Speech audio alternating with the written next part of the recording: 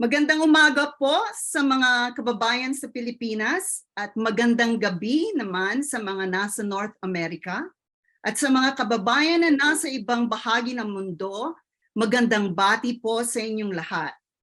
Ako po ay si Victoria Grajeda Smith, ang inyong kapatid sa Estados Unidos na ang puso ay palaging nasa mahal nating inang bayan. Ako po ay isang proud na scholar ng Bayan, UP Government Scholar at magna cum laude graduate in Political Science from the UP Diliman College of Arts and Sciences, Justice Alex Reyes Scholar, Dean's Medal for Academic Excellence awardee, and top 10 graduate ng UP College of Law. Meron po rin akong Master of Laws degree from the University of Michigan School of Law. I am the founder of the new nonprofit organization called Punla, short for Pagbabago ng Lipunang Pilipinas sa pamamagitan ng pagbabago ng Pilipino. In English, the Tagalog word means seedling, a perfect metaphor symbolic of the seed of true social change we want to help plant in Philippine society.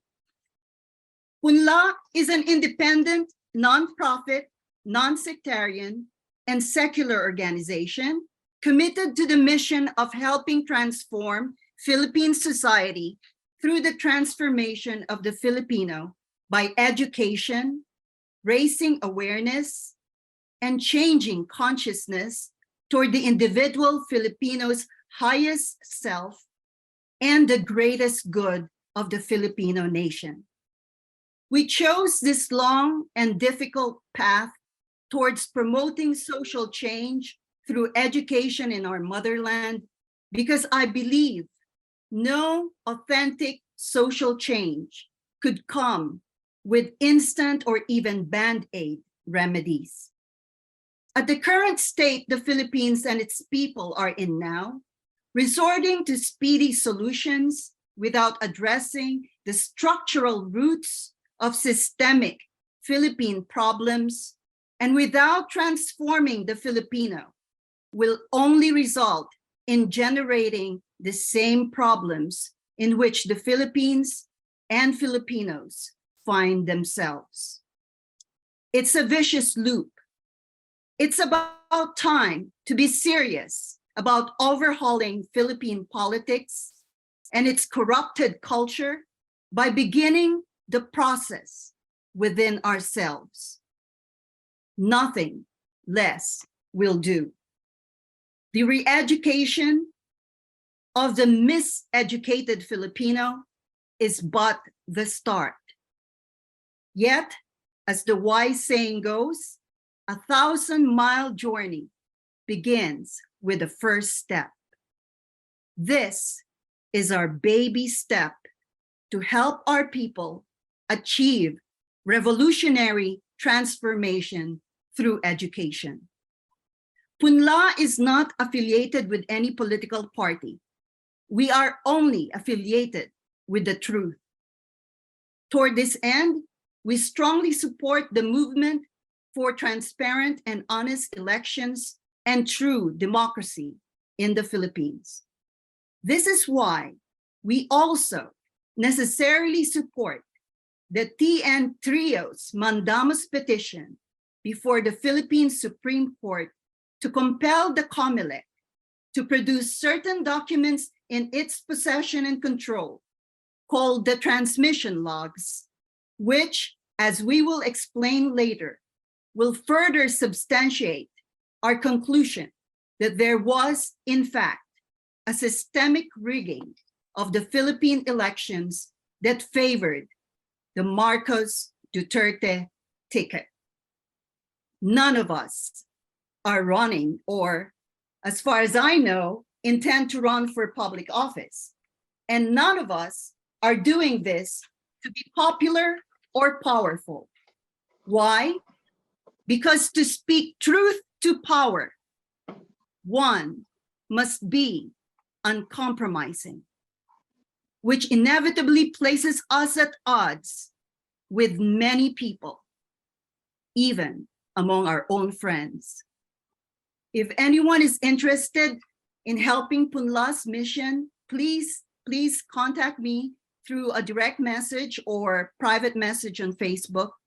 We're going to need all the help we could get. In this presentation, please note that by no means should our description of the anomalies during the May 9, 2022 Philippine elections be taken as exhaustive or exclusive, for these are only what we know of today. For simplicity and due to time limitations, we purposely limited the anomalies we will discuss only to those relevant to the systemic rigging of the Philippine elections as they relate to information technology. Please bear with me as I go through the initial slides. If they don't immediately strike you as connected with the systematic rigging of the elections, we will connect the dots in the end. Moreover, please understand that our aim is not to give you absolute proof beyond reasonable doubt, but a combination of proofs that, taken together, amount, in my opinion, to more than a preponderance of evidence of systematic rigging of the 2022 Philippine elections. Whether this constitutes proof beyond reasonable doubt is for you, the Filipino people, to decide. We developed this presentation based on a close collaboration and consultations with Brigadier General Eliseo Rio Jr. Thus, we thank you, Sir Eli, for your generous sharing of your knowledge and time with us. Sir Eli is with us tonight. We're so lucky. We also tapped into various research materials, including news articles, recognizing how difficult it may be for a non-technology person to understand the complexities of the technology and technical terms involved in describing the electoral fraud. We simplified the issue to its basics. As much as I could manage it, I reduced the use of technology terms to the minimum in order to avoid cluttering our minds with technical words to describe the information technology processes involved. Yet, there is only so much simplification one can do before it becomes an oversimplification that misses the essential points or elements of the issue or problem. Nuance is an important element when one seeks the truth. As our UP law professors told us, the law is neither black nor white. It resides in the grays. So does the truth. Therefore, focused attention and study also need to be exerted by those who are truly interested in knowing and understanding the truth. But if there is anything that's still not clear to any of you, after my presentation, we would be happy to answer them during the question and answer period. And if Sir Eli is still around at that time, I'm sure he'll lend us a hand too. I'm happy and thankful to all of you who have joined us today, because this means you are truly interested in knowing and understanding the not so simple truth. Because you see, the burden of the truth regarding the 2022 Philippine elections is, unfortunately, its complexity and technology. And the enemies of the truth are relying on us Filipinos to be too lazy and impatient and perhaps too stupid to understand it. Let us not give them that satisfaction. While this fight is not being fought in the battlefield of conventional warfare or with the traditional weapons of guns and explosives, make no mistake, mga kababayan ko. This is a war. And the weapons we need to clean and sharpen to win this war over the enemies of the truth are our intellect, our industry, our passion, and patience. And for many of us, we also have our faith. And that is a good thing, a powerful thing to be on our side. This isn't about the last man or woman standing. This is about us, the Filipino people, as a whole, standing together, united, and persevering in fighting the good fight. So welcome po.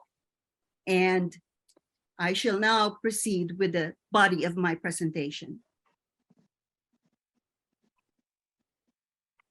So I'm going to go and take you on a chronological tour of the major things that happened during the election. And we'll start before Election Day, which started with a gross lack of process transparency on the part of the COMELEC and Smartmatic. Kasi po ang ginawa nila dito, dapat po yung mga watchdogs, no, na PPCRV and NAMFREL, should have been allowed inside the National Printing Office to observe the ballot printing. Pero hindi po. They were not apprised when that was being done.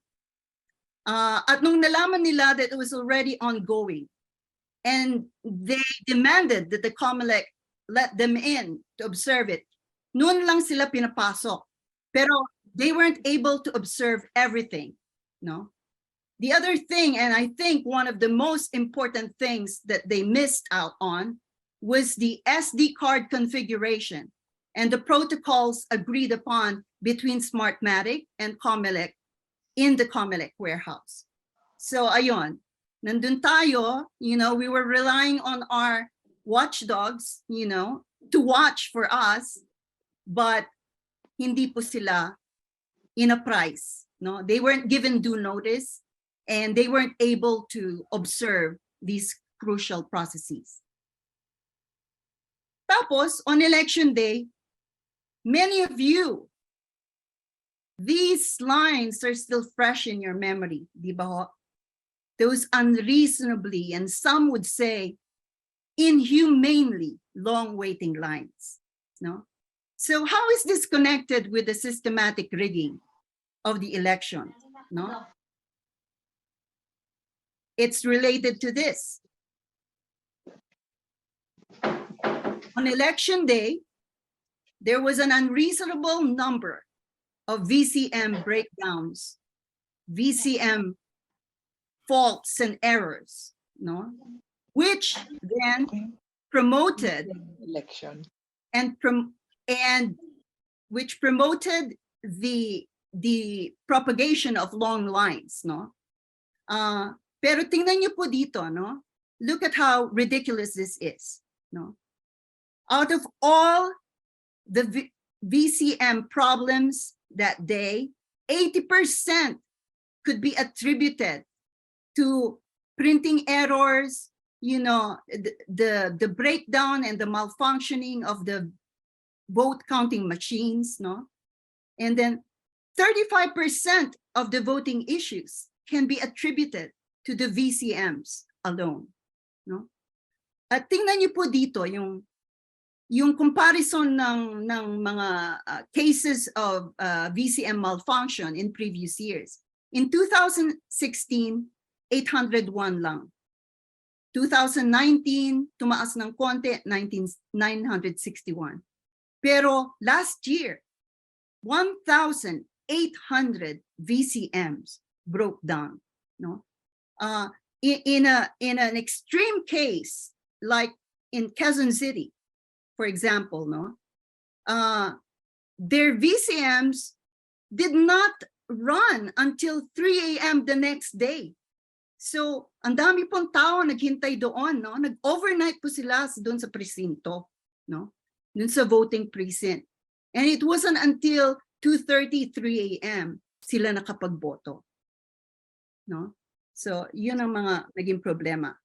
Now, any technology expert worth his or her salt will tell you there are multiple ways and countless possibilities to introduce any information into or tamper with or hack an information technology or IT system. I know because I worked closely with and eventually married such an expert. He is a top 100 CIO awardee here in the States, who worked with the best IT experts in the US and Europe and hired hundreds of IT specialists in India, and altogether produced revolutionary IT solutions for Fortune 100 companies that not only won innovation awards, but were bought by companies like IBM and SAP. In the case of the vote counting machines, sabi niya, they could be tampered with and or information could be fed into them at any of the following times, among others. Number 1, during their manufacture and assembly, during their programming of the SD cards that are fed into the VCMs, pretty much like, think of it as like when you insert your SIM card into your cell phone. During the VCM's transportation from somewhere to anywhere, and during the VCM's breakdowns or alleged breakdowns. So we go to the meat, and I say this is the meat of the presentation. As you can see, we trimmed down all the technology terms, and so yung automated election system po natin is basically composed of these components. Don't think of anything else, just think of the vote counting machine on the left, ito po, tapos per the mandated processes that was required for the COMELEC and Smartmatic. All the VCMs, all the 107,000 VCMs are supposed to be connected with the authorized telcos public transmission lines. Yung pong telcos, yun po yung mga 3 telephone companies that were authorized to be connected to provide transmission lines to all the vote counting machines. And no other network is allowed to do that except the telcos. So yung mga vote counting machines po, they feed the election results, if you can see my cursor dito, to the 2 servers of the COMELEC.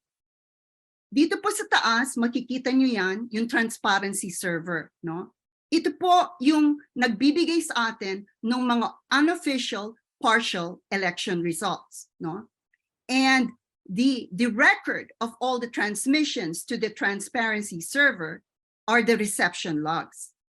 Tapos po dito sa baba, may pangalawa pong server yung COMELEC, Yun po ang tawag natin na central server. Yung pong central server, yun ang official repository of election results. Pero hindi po pinapublish kaagad yon sa public. Yung pinapublish po sa public by the minute, by the hour, yung pong transparency server. So yung record po ng mga transmissions sa central server, which again, as I said, is the repository of the official election results, are the transmission logs. So dito po papasok yung mandamus petition ng TN Trio, no? Kasi po when the TN Trio asked the Supreme Court to ask the COMELEC to surrender the transmission logs, ang pinakita lang po ng COMELEC ay yung reception logs at pinublish lang po nila iyon sa website nila, no? So nung nakita po ni General Rio na hindi po yun ang hinihingi nila, he called the attention of both they called the TN Trio, called the attention of the Supreme Court and the COMELEC, no? Pero since then po, wala pong kibo ang COMELEC, no? At hindi pa rin nila pinapakita sa atin yung transmission logs. So, let's recap, no? Ito po yung dapat na proseso, no? Na dapat naganap nung election day, no? However, ang nangyari po on election day was this. So ano po ang kaibahan, no? Between this and that. Ayan po, front and center, no? Ang nangyari po ay instead na matransmit yung mga election results from all the VCMs po, and I mean all the 107,000 vote counting machines. Instead po na ginamit yung legally mandated telcos, public transmission lines, ang nangyari po ay may isang illegal private network na pumasok sa sistema, no? And in other words, hinak niya yung automated election system natin, no? At yun po, yung illegal private network pong iyon, ang nag-transmit ng alleged election results sa transparency server at saka sa central server, no? And then within the illegal private network po, there were actually just 3 workstations working this, no? For simplicity, at this point, tatawagan natin silang private computer workstation with address A, private address A. Yung pangalawa ay B at yung pangatlo ay C. Ngayon, bakit malaki yung C? I will explain it here. Ayan. No? Ang nangyari po, kaya malaki po yung computer C dito. Kasi po, most of the election results that were entered in the first hour lang, no?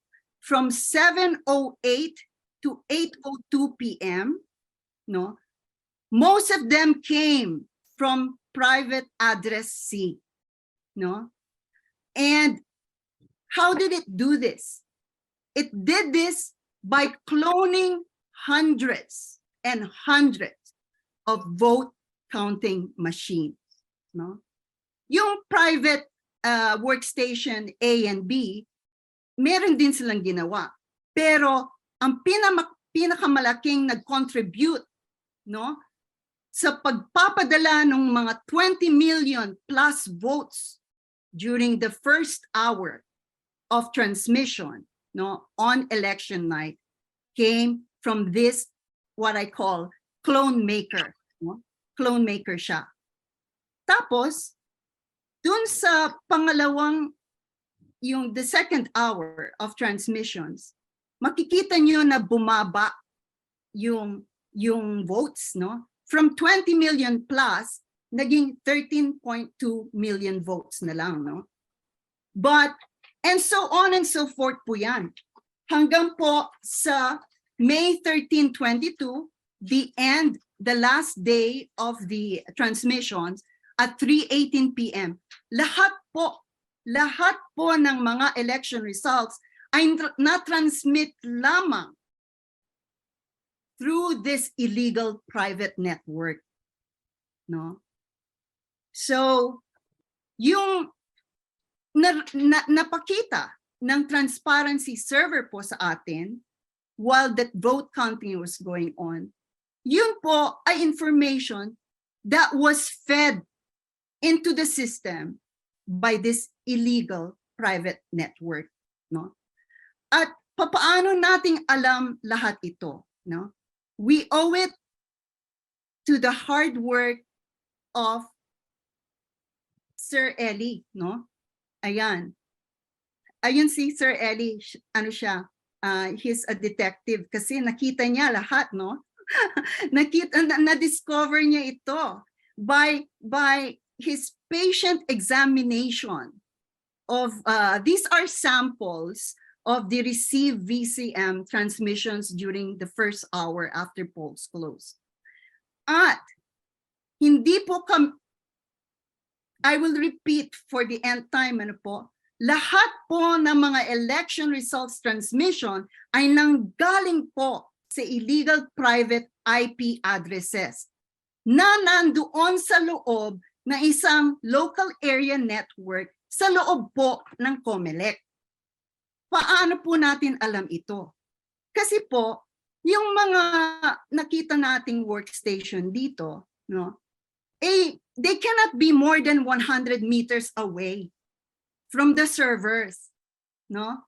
So, kung ano po yung teritoryo o premises ng transparency server, dapat nandoon din, malapit din na yung location nitong illegal private network. No? And now, paano po nating alam na private IP address ito? No? Na-identify po ni General Rio ang mga ito because of the numbers, no? And I will not venture into explaining why an IT expert knows this, but we rely on his expertise when he says that yung private IP address na 10 point so on and so forth, yun ay private IP address, no? So makita nyo dito, no? Lahat ng ito nanggaling po dun sa 10 point so on and so forth X. Ibig po sabihin nun, they're consisting of several numbers within the 10 point XX address, no? Ngayon, yung pangalawa, yung private workstation or with the private IP addresses, the second one have private IP addresses 192.168.xx. No, ibig sabihin ng XX, you know, there are several numbers that come up after that. Pero pag nag-uumpisa po ng mga numerong ito, alam po na natin na ito po ay private IP address. Kasi po, it doesn't belong to the telco's public transmission lines that should have been used to transmit the election results, no? And then, ito po yung clone maker, no? Yung clone maker ay number 192.168.0.2. Memorize ko na po yan. Dahil po, napakahalaga at napaka-brazen po nitong single IP address na to. Because it was able to clone hundreds of VCMs, and its objective seemed to be to make sure na naipasok nila yung 20 million plus votes during the first hour alone. Okay? Ngayon, matanong natin, bakit importante para sa kanila na maipasok nila yung 20 million plus votes that favored the Marcos Duterte team? No?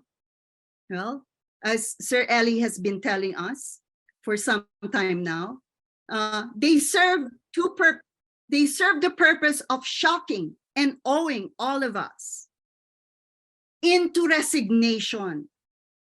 Natapos na yung boxing, no? Nananalo na si Marcos Duterte.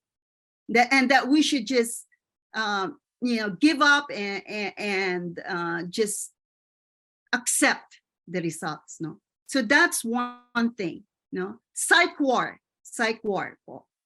Pero sa pagre-research ko and sa pagpapaaral ko po ng mga issue na ito, I also came upon a theory, no, which is this, no.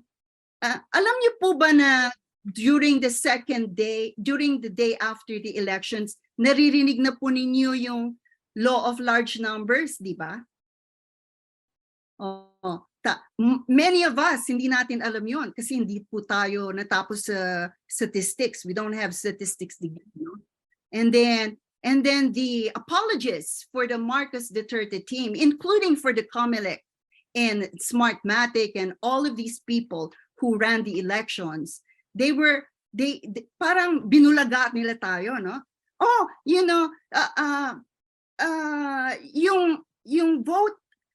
yung constant vote ratio, no, between Leni Robredo and Bongbong Marcos, yung constant 47% vote ratio na yan, can be easily explained by the law of large numbers, no? Pero if you really look at the numbers, no, and I'm trying to enlarge this, yung pong constant vote ratio nandoon na from the very beginning, nung wala pa pong mga large numbers to talk about, no? So, kaya nga, no, kailangan nilang maipasok yung 20 million plus votes para sa tapos pa lang nung first hour, maiki-claim na nila yon. So, ano po ang ibig sabihin nun, no? They foresaw that the keener observers among us will catch that ludicrous and suspicious constant 47% vote ratio between Bongbong Marcos and Leni Robredo. So prepared na sila with a defense, no? Oh, it's just the law of large numbers, no? Ano po ang ibig sabihin, no, ng law of large numbers?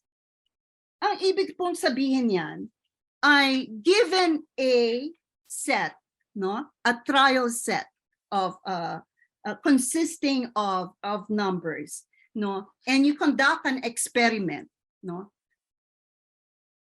the mean or the average result, no, will most likely pertain to the whole body of numbers, the larger body of numbers. The results will conform to what the large numbers will show us in the end compared to what smaller sample will show us. So, hindi sila pwedeng argue based on the law of large numbers kung wala po yung 20 million plus votes in the first hour. So again, to recap, going back here, ito yung naging function ng clone maker, VCM, in conjunction and teamwork with the workstation A and workstation B, no, to deluge, to flood, no, the election results, delivering the 20 million plus votes that favored Marcos Duterte. Tapos, makita nyo dito, this is a very hardworking clone machine. Bakit po? Kasi hindi lang niya kinlone, no, hundreds of VCMs. Pero kung makita nyo, tingnan nyo yung transmission times. It's almost every second nagpapadala siya. Nagpapadala siya ng election results from clustered precincts, no? Ayan, tingnan nyo. 19, 14, 21, 19, 14, 23, 19, 14, 24. Nako, sunod-sunod, talagang parang machine gun, no? Parang machine gun, no? And it can only do this. How can it do this, no? It can only do this kung alam na niya kung ano ipapasok niya, no? Kung meron na siyang pre-programmed election results, ang gagawin na lang niya ay ipapasok niya, no? Hindi na niya hinintay man yung vote counting machine. Why? Because ang katunayan po dito, the transparency server received voting data even before the precinct VCM transmission. Sa ibang salita po, hindi pa nga nagpiprint yung VCM sa presinto nyo, alam na ng transparency server kung anong i-feed ninyo sa VCM machine. Paano pong nangyari yon? Nangyari yon dahil alam na po nung private IP address na 192.168.0.2 kung ano ang ipapakain niya doon sa transparency server. No? Okay. Tapos, ano pa bang mga anomalies na naobserbahan natin on election day? Aside from the constant vote ratio, at hindi lang po ito between Lenny, no, and Bongbong. It was the same for all the presidential and vice presidential candidates. Tingnan niyo po ito. Ayan, no? Tingnan niyo po. Si Bongbong, hindi po not really varying from 60%, no? Ang highest niya is 63. Si Lenny is between 27 to 29. Si Pacman, you know, more or less within the 5%, no? Tapos si Isko is 4%, si Ping was 2%, no? So, hindi lang po between Lenny and Bongbong ma-obserbahan natin yung constant vote ratio. And we call this a highly improbable and thus dubious statistical result. Other dubious statistics that we observed was there were 113 precincts that showed exactly 1,000 registered voters, and all 1,000 registered voters voted in all the 113 precincts. Napaka-perfect naman po yun, di ba? Na eksakto, no? Hindi man lamang yung nag-program sa result nito, medyo nagkulang po ng imagination, hindi man niya iniba ng konti para naman po hindi masyadong booking na pre-program yung result na to, no? Tapos, dito po sa amin, mga expatriates, no? Several overseas precincts reported exactly 999 actual voters out of 1,000 registered voters, no? So, medyo tamad yung nag-program, no? Kasi yung kwento niya, iisa lang. Hindi niya naiba yung cast of characters, no? Exactly 999 in several precincts ang bumoto among 1,000 registered voters. Tapos, another anomaly ay yung pong sudden downturn ng vote count in the second hour after voting closed. Bakit po natin tinatawag na anomaly ito, no? Kasi po historically, no, normally, yung pong second hour, mas malaki po yung dapat na pumapasok ng mga election results on the second hour. Pero as we saw here, no, sa first hour, 20 million plus votes ang pumasok, tapos naging 13.2. Tapos pababa na po ng pababa yon up to May 13, 22 at 3:18 p.m. No? So, just hold your thought and then think about these facts for a bit, no? If you ask me, by and for themselves, are each of these things proofs of electoral fraud? Hindi po, not yet, no? So we're going to connect the dot now with other things. Ito po pala ang isang example. It's a documentary proof na yung transparency server ay nakaresibo po ng election result 1 hour 9 minutes and 20 seconds before the VCM printed the election result. Papaano pong nangyari yon? No? Papaano pong nangyari yon? Ang ibig sabihin nun, whoever was feeding information to the transparency server through the illegal private network, alam na niya kung ano ang i-reflect ng VCM. So, let's just pause there for a bit. How is that possible? It's only possible if the VCM machine is already fed the same information that the illegal private network was transmitting to the transparency server. So this is one indication of the existence of pre-programming or manufactured votes. No?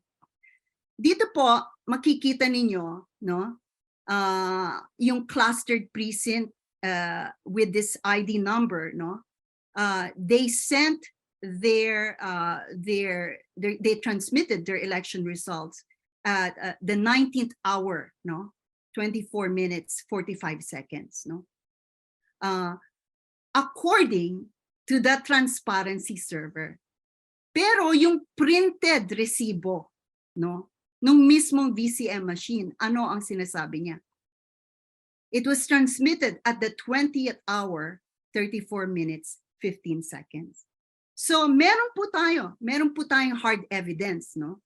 So yung mga nagsasabing wala po tayong pruweba, ay siguro po hindi po nila alam ito. So just bear this in mind. We have a lot of these printed receipts, no? Na digitalize na po. Kaya kasi po ang problema sa mga resibong ito, over time, no, nagfi-fade po yung ink. So it was so good that someone took photos of them, no? Kaya po natin alam ang anomaly na ito dahil meron po tayong documentary evidence. And in every court case, documentary evidence is always very helpful. Very crucial po yan, no? Okay. Babalik po ako dun sa paborito ko pong IP address number C, itong 192.168.02. Tingnan niyo po yan, no? Tingnan niyo, karamihan po were transmitted by this clone maker IP address. Okay. Ngayon po, ano naman nangyari after election day? No? That nagpa-pile up na po, no, yung mga proofs natin at saka po yung mga anomalies. So I'm just going by the major ones, no? Well, one thing was yung mga election watchdogs po natin, they could not swear an oath to attest to the integrity of the ballots brought to the Diamond Hotel from various precincts for random manual audit. Bakit po? No? Bakit po hindi nila ma-attest? No? Siguro po, meron po silang naobserbahan, no? In the condition of the ballots that were transported to Diamond Hotel. And this, by the way, I must admit, hindi ko po na-read yung makapal na report ng NAMFREL, no? Pero meron po silang report on this, you know, and I'm sure more details can be found there. Pero I just wanted to remind us all na sino po yung kinontrata ng COMELEC to transport all election paraphernalia, no? Ang kumpanya po who got the contract for this, and they were paid hundreds of, you know, millions and millions for this contract, no, was F2 Logistics. Sino po ang may-ari ng F2 Logistics? No? Si Dennis Uy, no? Who is also, and who also happens to be a close friend of Duterte, and also has been seen partying with BBM and his trolls, no, including his wife, no. So when you think about that, plus, may interest po si Dennis Uy sa Smartmatic, which is the provider of the automated election system. No? So talk about conflict of interest. Now, I understand that there were many of you in the Philippines, no, who objected to Smartmatic and F2 Logistics being the ones chosen, no, to transport all election paraphernalia and for Smartmatic to provide the AES system for the elections, no? Pero hindi po kayo pinakinggan, no? Ang rason po ng COMELEC ay sila po ang pinakamababang nagbigay ng bid, kaya sila ang nag-win dun sa bid for the contract, no? Pero let's lay that aside. Let's put that at the back of our mind, no? And then let's revisit it later when we try to connect the dots. Another discrepancy na nangyari po at nadiskubre ay yung discrepancy between VCM hash codes, no? Ano pong ibig sabihin nito? Okay, medyo bibigyan natin ng konting explanation, no, kung ano pong ibig sabihin ng source code at saka ng hash code. Pag nag-program po kayo ng software, no, yung software, ibig sabihin nun, it's a set of commands, no, na dinesign ng isang computer programmer. They're nothing more than a set of commands to the vote counting machine. Na, okay, vote counting machine, ha? Pag pumasok ang mga numbers na to, dito mo yan itatali at ganito mo siyang i-report, no? For example, that's one instruction. So saan nakalagay yung instruction na yon? Yung instruction na mga yon ay nakalagay dun sa SD cards, no, ng VCM. Tapos, per yung processes that COMELEC found to follow by law, no, they were required to do an initial system check, no. Kung rinan nila po yung system check na yon, it automatically generated what we call a hash code. Ano po ang hash code, no? Ang hash code is nothing more than the fingerprint that identifies the source code, no? So, ang halaga po ng hash code tells you kung ano po yung set of instructions na nakalagay dun sa vote counting machine dahil ma-identify po niya yung source code. So, kumbaga parang tayo yan, no? You know, ngayon, they say that human beings, no, we're all individually unique and really different from each other based on our fingerprints alone, that no one has exactly the same fingerprint as you do. That's how unique you are. Ganon din po ang software, no? Meron din po siyang unique fingerprint. So ito po, pinakita po ng COMELEC yung hash code. Rinan po niya, nag-run siya ng demo, no? At may lumabas po na hash code at naganap po ito noong February 2022, before the elections. Kaya lang, may nangyari po after that. Actually, a month after that, no? Ayan. Yan po ang nangyari. Nag-present po na naman ng panibago ang COMELEC, no, in front of the public, in front of the election watchdogs, no. Kaya lang, napansin ng NAMFREL na yung hash code na pinakita on March 22, 2022 ng COMELEC ay iba dun sa hash code na pinakita nila just a month earlier.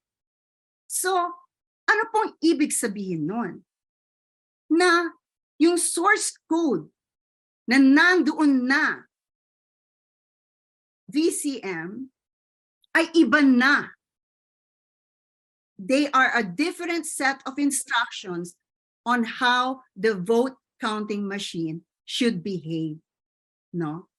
Pero, you know, as usual, and you're already familiar with this, no? Medyo magaling po yung mga opisyalis natin in explaining away with patay mali siya kung bakit nag-iba yung hash code. Ano po ang sinabi ng COMELEC? Ay, wala yan. Mere typo error lang yan. Sabi nila, di ba? No? Kaya lang, kung totoo po yun, no? Just remember, number one, babalik po tayo dun sa nangyari before the elections, di ba? Sabi natin na ang non-federal PPCRV ay hindi po in-invite ng Smartmatic at ng COMELEC na obserbahin yung SD card configuration because they did it secretly. And the SD card configuration, no, yun po yung dapat pinakita doon kung ano po yung mga instructions na binigay nila dun sa mga vote counting machines natin. Hindi po nila pinakita yon sa atin, no? And they were never publicly shown even after they did that for integrity verification. Tapos, kung mere typo error yan, kasi ang hash code po, generated yan automatically. No? Kumbaga, hindi yan maiimbento ng just anyone. No? At hindi yan po manually typed. No? Kasi po yan, pag pina-under nyo yung machine, yung VCM machine, automatically yan, ipiprint out niya yung hash code niya. No? So, yun, nakita ng NAMFREL yun, na hindi nagtugma yung mga hash code. No? So, ibig sabihin, may nabago na. Okay? Tapos, ang isa pang dapat na alalahanin natin, no, na as from the initial system hash code generation na pinakita sa atin dito ng COMELEC, wala na pong ibang hash code ang pinresenta ng COMELEC sa atin, which they should have done. So, iisa lang. Nagpakita lang sila ng one demo VCM, yun lang ang pinakita nila. At dun sa kaisa-isang yon, nagkamali pa sila. By the COMELEC seems to have this predisposition to be hanging themselves by their own words, no, and their own publications. Kasi napansin po ng NAMFREL to, mismo po dun sa pinublish ng COMELEC. By the same token po, na nalaman natin na may illegal private network that hacked into the automated election system natin through the raw files that COMELEC itself published in its website. Hindi nila alam, may masipag po tayong General Rio na talagang nagpumilit at tinignan niya lahat ng mga numbers na ito at napansin niya yung mga anomalies, ano. Okay. Tapos, in my opinion, this is my conclusion here, no, about this hash code discrepancy. Absent transparency in system hash code generation and verification, and discrepancy between hash codes that were shown no one else but by COMELEC, the system integrity verification process was a total failure and cannot be trusted because it allowed for the logical likelihood that information program was fed into the VCMs through SD cards on election day that were tampered or edited. No? Okay. Tapos meron pa pong nangyari after the election. on May 13, 2022, no, right after yung mga last transmissions na, no, yung sinabi natin, anong oras ba yung sinabi natin, yung 3:18 p.m., no? All of a sudden, lahat ng data sa transparency server ay na-delete, nawala. No? And why is this an anomaly? This is an anomaly po. Kasi historically, hindi ini-erase po ang data ng transparency server until the last day for filing election protest. Pero dito, May 13 pa lang, right after the transmission of the last few election results, biglang nawala po ang data ng transparency server. No? Yon ang event number 1 on that day, on May 13, no? May pangalawang event pa. Ito. Yung lahat ng mga journalists who were observing the election process, meron po silang kwarto doon, no, doon sa transparency server premises. Na ang nangyari po ito yata doon sa UST, UST campus, no? Kasi nandoon po yung transparency server, no? So nung natapos na yung bilangan, no? Ito po ang nakakapagtaka. Yung PPCRV demanded that all the journalists and reporters surrender all their laptops to them, no? Tapos po, nung binalik po ng PPCRV yung mga laptops sa mga journalists natin, na-discovery po ng mga reporters na dinilit po yung transparency server data na nandoon po na naka-record sana doon sa mga laptops nila. After PPCRV returned their laptops to them. So, ako po, no? Wala po ako doon, pero ang tanong ko ay, unang-una, sino ba si PPCRV para magdemanda sa mga journalists to surrender their laptops to them? No? Because that is confiscation of private property without due process. No? And the deletion, whoever deleted it, and presumably it was PPCRV and or COMELEC acting together who deleted the data that were in the laptops of our reporters and journalists, no? That is stealing property from which is information, no? Which were contained in the laptops of the journalists. So, if you try to recall, no, again, on May 10, after election day, sino po ba yung pinakauna na nag-accept nung law of large numbers? Natatandaan nyo? Sino po yung unang nag-accept nun? Na sinasabihan tayo, ay talagang talo tayo kasi law of large numbers yan. Walang cheating dyan, yung 47%, wala yan. Kasi law of large numbers. Sino po ang nagsalita ng ganoon sa atin? Hindi po ba ang PPCRV? So nung narinig ko po yon on May 10, sabi ko, there's something wrong here. Why is PPCRV, who's supposed to be our watchdog, the one defending the COMELEC, which it should be watching over? Right? And then, pounded by this event, hindi po ba nakakapagtaka yan? Na ginawa ng PPCRV yan? Kinonfiscate nila yung mga laptops ng reporters, tapos nung binalik nila sa mga reporters, nawala yung voting data? Okay.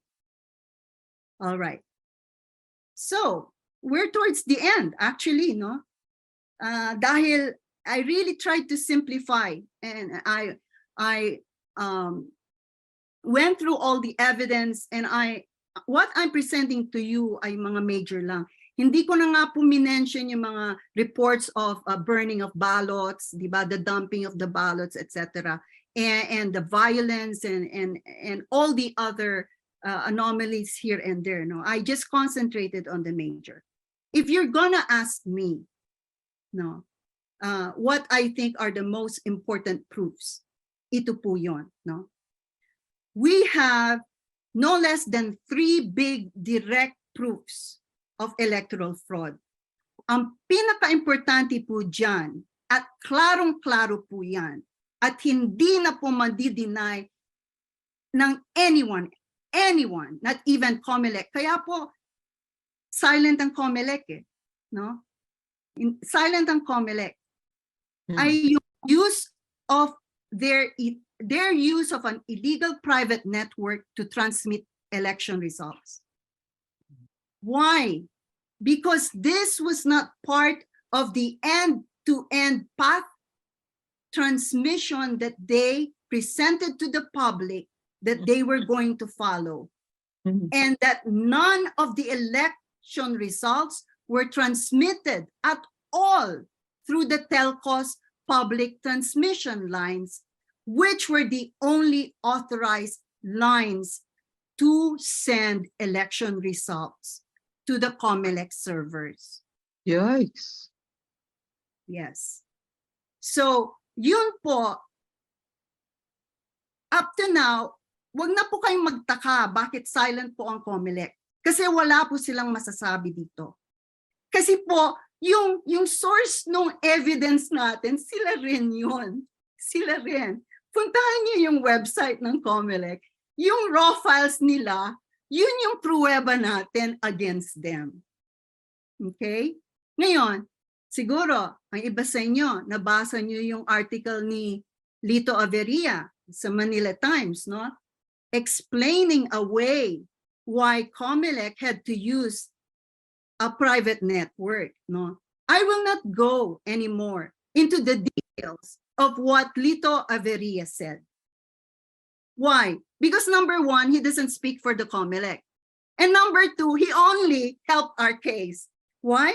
Because by him defending COMELEC's use of an illegal private network, they are by that act alone admitting to the existence, to the actual use of an illegal private network. So admission po yun. And that's another proof, no? That's another proof we can bring to the court, no? Sila pong mismo, di ba sabi nga nila, ang isda ay nahuhuli through its tongue, no? at isipin po ninyo yon, no? Di ba po si Mr. Averia ang chairman ng NAMFREL? Another supposed watchdog who's supposed to be protecting our interests as voters? Bakit po nagmamadali silang mag-defend, offering defense arguments for the COMELEC? Pag-isipin po natin yun. Yung mga mismong watchdogs natin, in the end, parang hindi na watchdogs for us. Watchdogs na po sila for the COMELEC, no? Para i-accept na lang natin yung resulta ng election, no? Okay. Pangalawa pong direct evidence.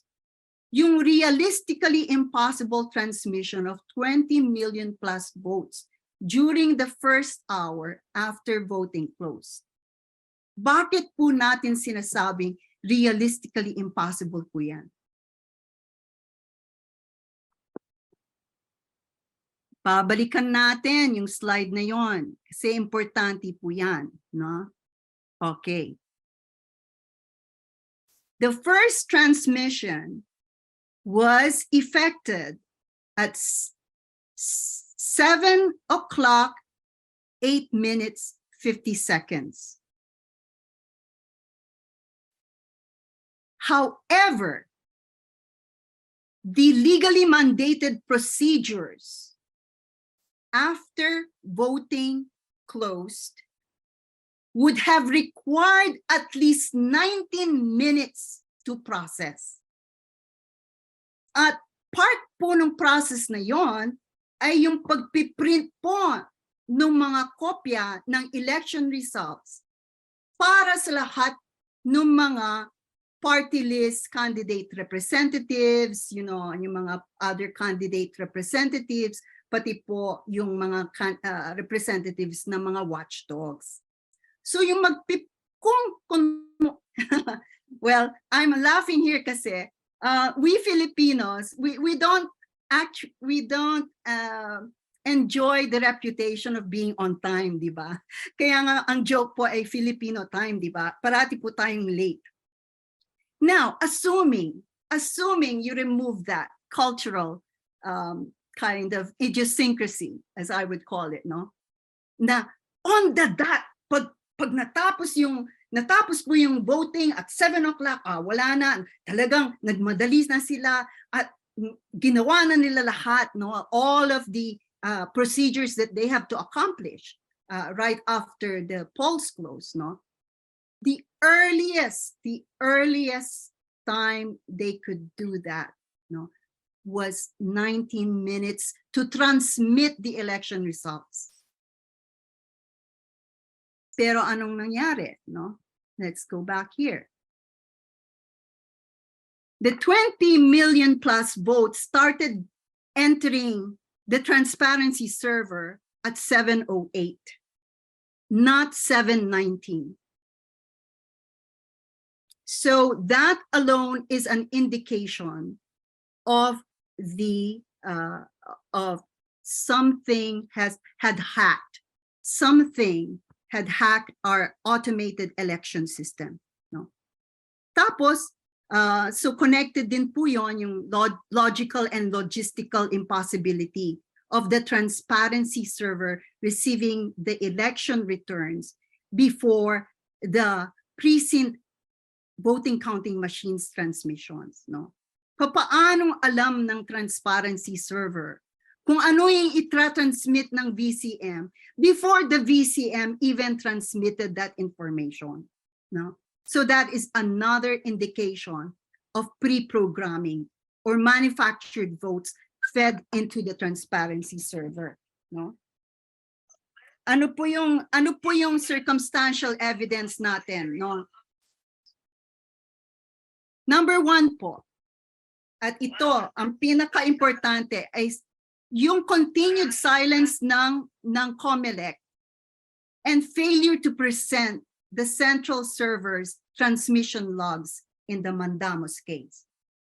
Bakit po ayaw ipresenta sa atin ng COMELEC, no, yung transmission logs?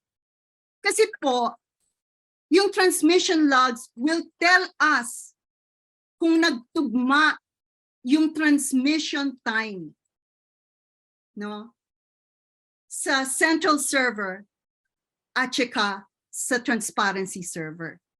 At it will also tell us, no, kung kailan, sino at ano ang transmission medium na ginamit to transmit those results, no? Now, remember na sinabi natin, ni isang vote counting machine ay nakapag-send ng election results through the telcos public lines. Ni isa sa kanila, wala pong dumaan dun sa authorized public transmission line. Lahat pong iyon, lahat po ng mga boto natin, no, na almost 60 million votes, no, ay nagdaan po dun sa illegal private server. So, makakatulong po sa atin na malaman natin kung ano po yung nandoon sa record ng central server, which is the repository of the official election results, no? Bakit silent ang COMELEC? Bakit ayaw ipakita? No?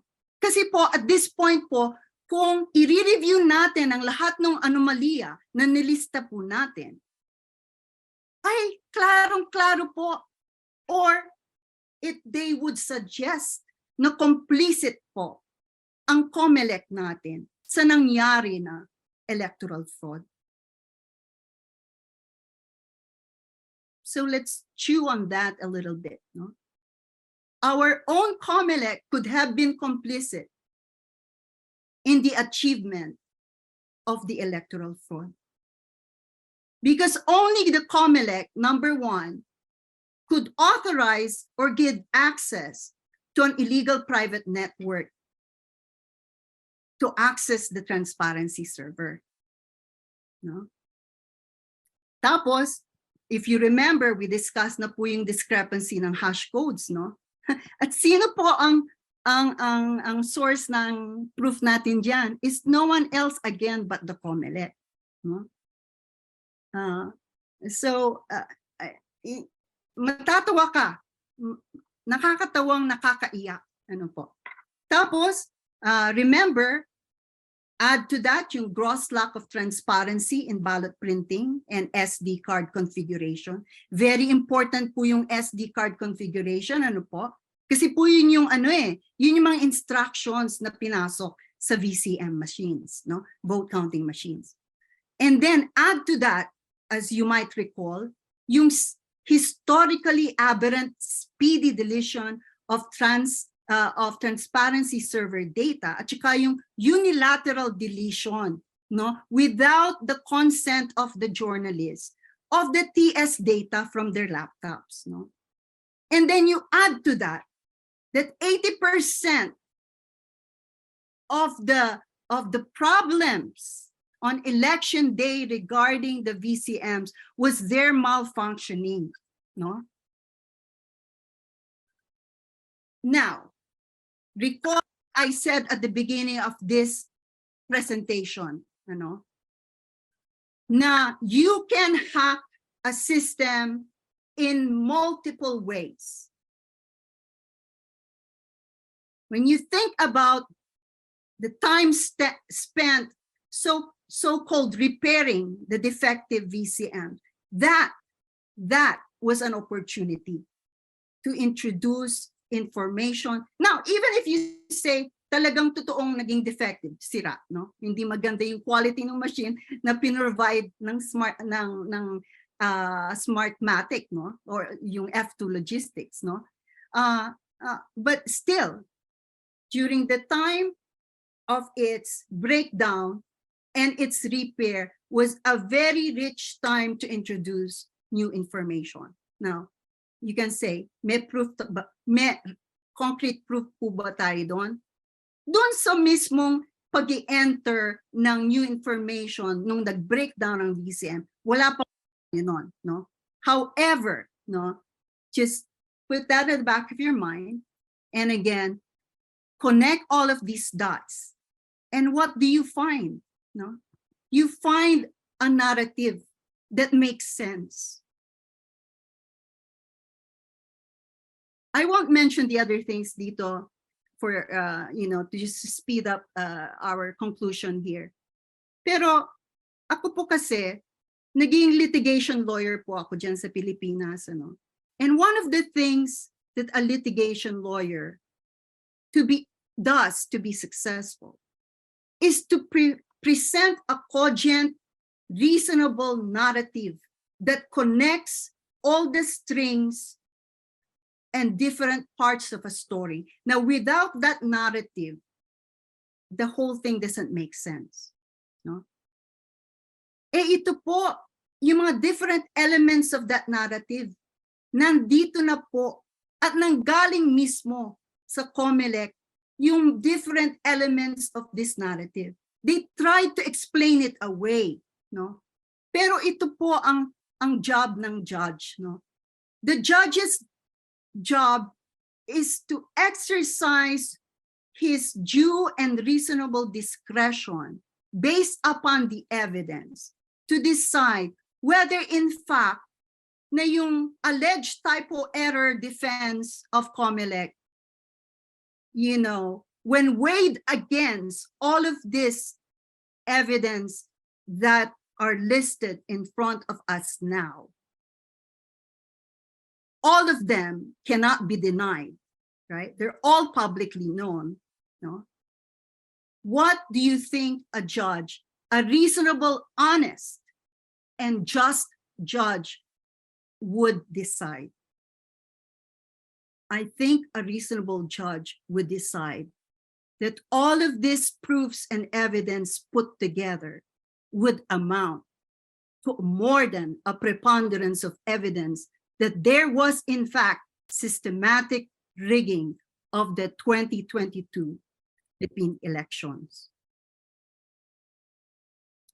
And another thing that a lawyer does, especially when you're either prosecuting or defending someone in a criminal case, is you ask yourself, if I were to commit this crime, what do I need to accomplish that?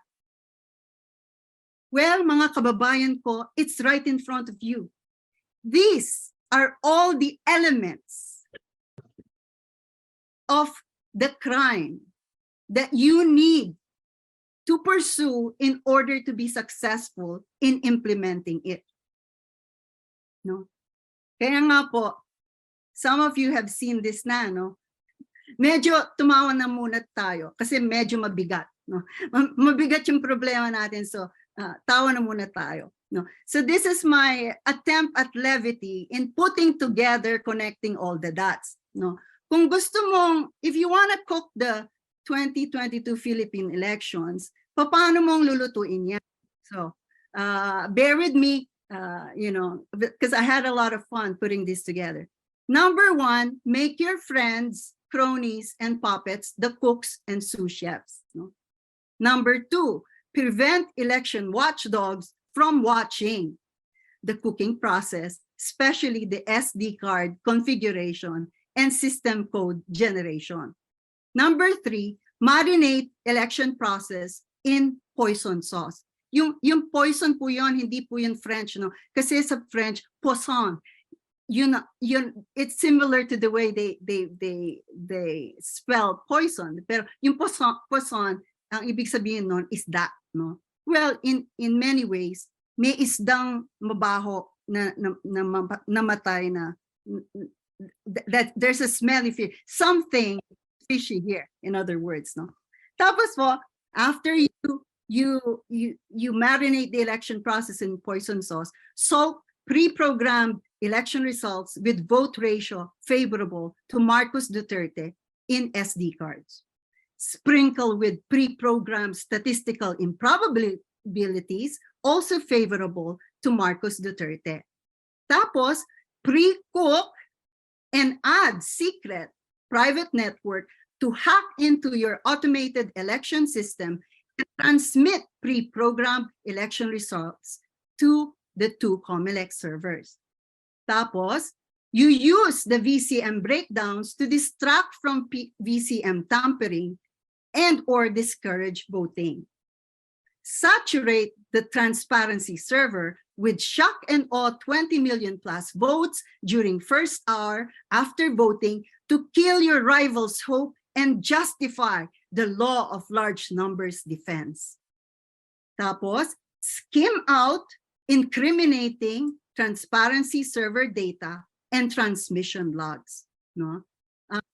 Kasi bakit natin, one reason na sinasabi natin incriminating yung TS data, not only because they show that the transmissions were done through an illegal private network, pero in a subsequent presentation by the COMELEC, they tried to show iba na yung number dun sa second hour.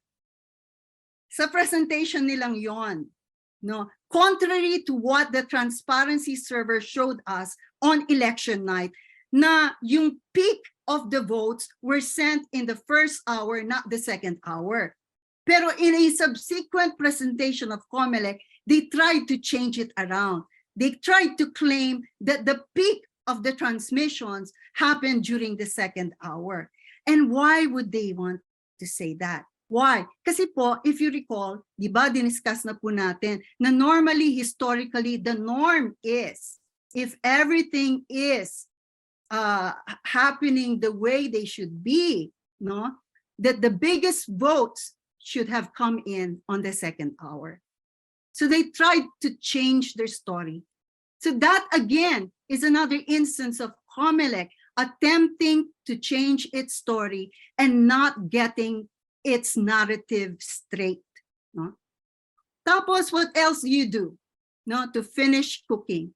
You turn up the heat by bribing, intimidating, harassing, and or threatening all relevant actors to cooperate with and accept the election result. Hindi ba nagtataka tayo? Bakit lahat ng dapat na nagdidepensa sa right natin to democracy, our right to our votes, lahat ay silent. Lahat.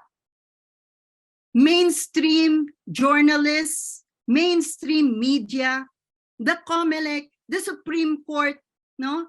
The executives, even our opposition leaders are silent. Yan po ang tanong ng taong bayan. No? Pero that's not to say na meron na pong nag-join sa atin. Like yung Makabayan Bloc have already pledged to help Colonel Leonardo Odonio in his impeachment action against COMELEC commissioners. No? At meron na rin pong isa-isa. Tulad po ninyo, no? Your very presence with us tonight evinces your willingness to discover and understand the truth and to be on the side of the truth. No? That's why, the way you finish this off is with a conspiracy of silence, no? Telling us, accept na, natalo tayo. Yan talaga, ganyan ang buhay. Pero totoo ba? With all of the evidence that we presented, no? Ito, you're going to say now evidence of electoral fraud, no? And then, after that, if I were the cook of this lutong Macau, I will serve it cold. Very, very cold. No? Wala pong pagmamahal yan sa sangkatauhang Pilipino. No? Pero kung sino man silang nagluto nito, ay nag-enjoy na po. No? At hindi lang yon, nagmamadali na po silang mag-prepare for the next elections. No? Reformation of our electoral system. So, I will conclude with this. No? Summary. Number one, there is more than a preponderance of evidence of systematic rigging of the 2022 Philippine elections through the use of information technology that favored a Marcos Duterte win. That's a fact. And therefore, based on that fact, the Marcos Duterte government is illegitimate. And therefore, the Filipino people must support the TN Trio's mandamus petition in the Supreme Court to compel the COMELEC to surrender the transmission logs that would further prove the electoral fraud. If you're gonna ask me, hindi na po natin kailangan yon, no? Pero, it is our right under the law to demand transparency from COMELEC and to present a public record that we, the Filipino people, own by right. And so they should present it, even if it indicts them. And therefore, the Filipino people must also support the impeachment action of Colonel Leonardo Odonio against COMELEC commissioners for their apparent complicity in this electoral fraud.